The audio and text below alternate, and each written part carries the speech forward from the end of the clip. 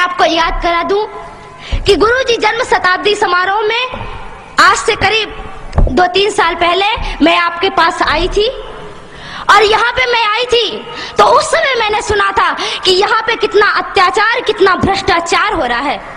इस देश में हमने जिसको रहने की शरण दी, हमारा भारत इतना महान कि कहता है सभी को कि आओ हमारे पास रुको, सभी को आसरा दिया, सभी को शरण दी, पर यहाँ के लोग ही जिनको हम शरण देते हैं वही हमारे साथ गद्दारी करते हैं।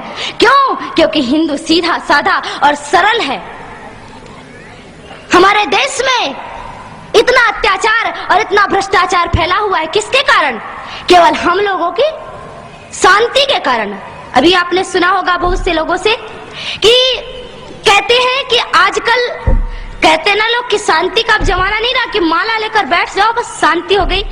आपने गाना सुना होगा, मुझे माफ करिएगा जो इस गाने के अनुयायी होंगे, एक गाना बजता है कि दे दी हमें आजादी बिना खड़ग बिना ढाल, साबरमती के संत तूने कर दिया कमाल।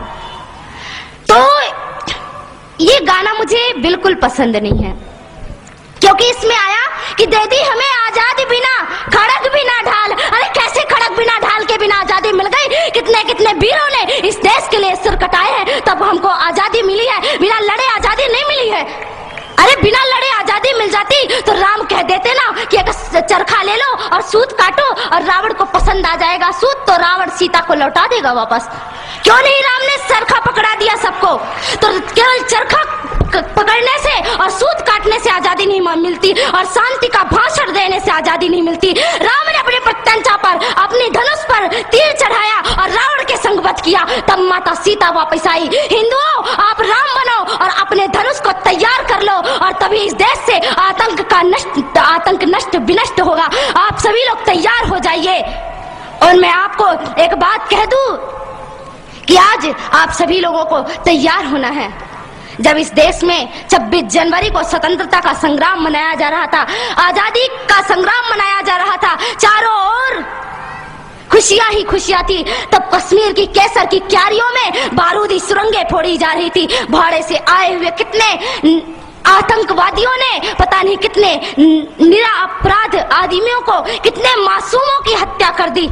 तो वहां पर किसी नेता ने आंसू नहीं बहाए, पर बाबरी का ढांचा गिर जाने पर रोने वाले नेता छाती पीट पीट कर रोते थे। ऐसे छाती पीट रहे थे जैसे रावण के मरने पे मंदोदरी ने भी अपनी छाती नहीं पीटी होगी। इन देश के नेताओं को देखो, ये कुत्ते हैं और ये टुकड़ों के बल पर पल रहे हैं।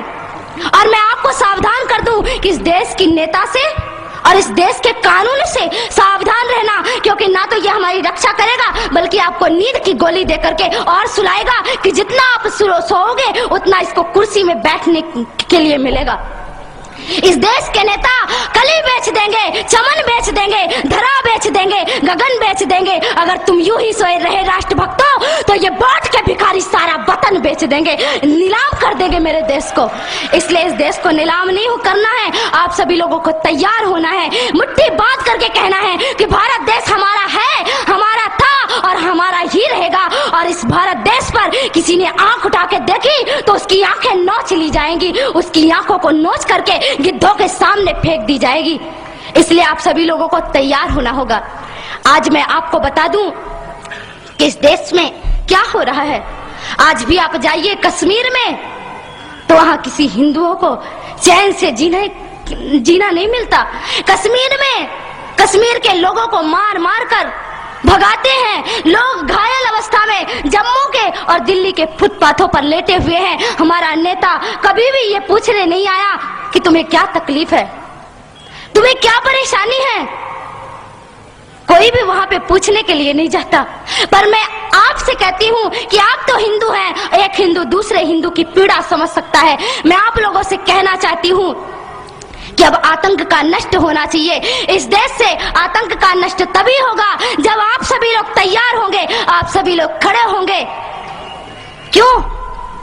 हमारे देश में राम सेतु पर ऐसा राम सेतु और भगवान श्री राम द्वारा बनाया गया वह सेतु, उसको तोड़ने की बात कह दो कि जिस हाथों से राम सेतु टूटेगा उन हाथों को हम काट कर फेंक देंगे। और जो हमारे देश में हमारे राम का नहीं वो हमारे किसी काम का नहीं।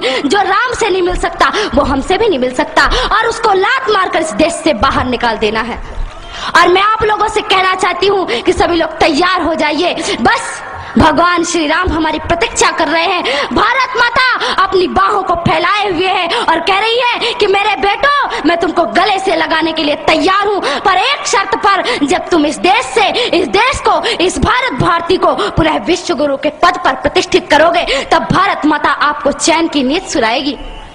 कृष्ण ने गीता में महाभारत के युद्ध के समय पे शंख बजाया।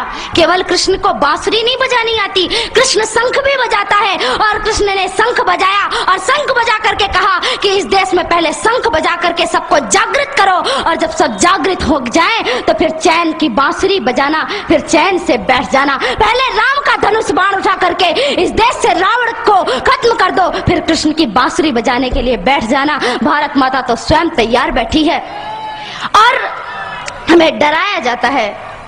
दूसरी बात, अभी मैंने आपको कहा कि कुछ तो भय में लोग संप्रदाय जातियों को बदल देते हैं और कुछ लोग डर के मारे। तो आप बता दो, आप कौन हो?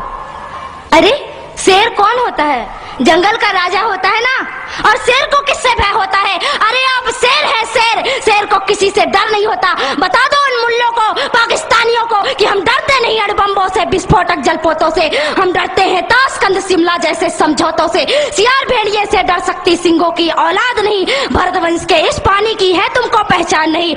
आइटम बम बना करके तुम किस्मत पर फूल गए, 65, 71 और 99 के युद्धों को शायद भूल गए। तुम याद करो, अब्दुल हमीद ने पैटर्न टैंक जला डाला, हिंदुस्तानी नेटो ने अमरीकी जेट जला डाला। तुम याद करो, गाजी का बेड़ा झटके में ही डुबा दिया, ढाका के जनरल नियाजी को दूध छठी का पिला दिया। तुम याद करो 90,000 उन बंदी पाक जवानों को। तुम याद करो शिमला समझौता, इंदिरा के एहसानों को। पाकिस्तान ये कान खोल कर सुन ले कि अब की जंग छिड़ी तो सुन ले, नाम निशान नहीं होगा, कश्मीर तो होगा लेकिन पाकिस्तान नहीं होगा। लाल कर दिया लहू से तुमने श्रीनगर की घाटी को, किस गफलत पर छेड़ रहे तुम सोई हल्दी घाटी को। जहर पिलाकर मजहब का इन कश्मीरी परवानों को, भय और लालच दिखलाकर तुम भेज रहे नादानों को। खुले प्रशिक्षण, खुले शस्त्र है, खुली हुई शैतानी है, सारी दुनिया जान चुकी ये हरकत पाकिस्तानी है। बहुत हो चुकी मक्कारी, बस बहुत हो चुका हस्तक्षेप, समझा दो उनको वरना भभक उठेगा पूरा देश। देश अगर हो गया खड़ा तो त्राहि त्राहि मच जाएगी, पाकिस्तान के हर कोने में महाप्रलय आ जाएगी। क्या होगा अंजाम तुम्हें इसका अनुमान नहीं होगा। कश्मीर तो होगा लेकिन पाकिस्तान नहीं होगा। ये आवाक्स, ये एटम बम पर हिम्मत कौन दिखाएगा? इन्हें चलाने को क्या बोले बाप तुम्हारा आएगा। अब की चिंता मत कर, चेहरे का खोल बदल देंगे। इतिहास की क्या हस्ती है, पूरा भूगोल बदल देंगे। धारा हर मोड़ बदल कर लाहौर से गुजरेगी गंगा, इस्लामाबाद की छाती पर लहराएगा भारत का झंडा। रावलपिंडी और कराची तक सब कुछ गारत हो जाएगा, सिंधु नदी के आर पार पूरा भारत हो जाएगा। फिर सदियों सदियों तक जिन्ना जैसा शैतान नहीं होगा। कश्मीर तो होगा लेकिन, कश्मीर तो होगा लेकिन अगर आप ऐसा ही बोलते हैं तो एक दिन मैं सच कहती हूँ कि पाकिस्तान का नामो निशान नहीं रहेगा। इसलिए मेरे देश के बंधुओं, मेरे देश के भाइयों, खड़े हो जाइए, अब खड़े होने का वक्त है। अरे क्या भूल गए कि आपके छिंदवाड़ा पे माता जगदम्बा के ऊपर मांस के टुकड़े फेंके गए और आप चुपचाप बैठे रहे? आपको चुप नहीं बैठना है, आपको तो उनसे टक्कर लेना है कि अरे तुम अगर मुझे ईंट से, तुम अगर पत्थर से मारोगे तो तुम्हारा जवाब मैं लोहे से दूंगा, और हम लोहे हैं, सिंहों की औलाद किसी से डरती नहीं है। इसलिए आज आपको खड़े होने का समय है। इस देश में कानून बनाया गया, कहते हैं कि राम मंदिर का मामला अभी तक नहीं सुलझा। राम जी का मंदिर क्यों नहीं बन रहा है? क्यों नहीं बन रहा है प्रभु श्री राम जी का मंदिर?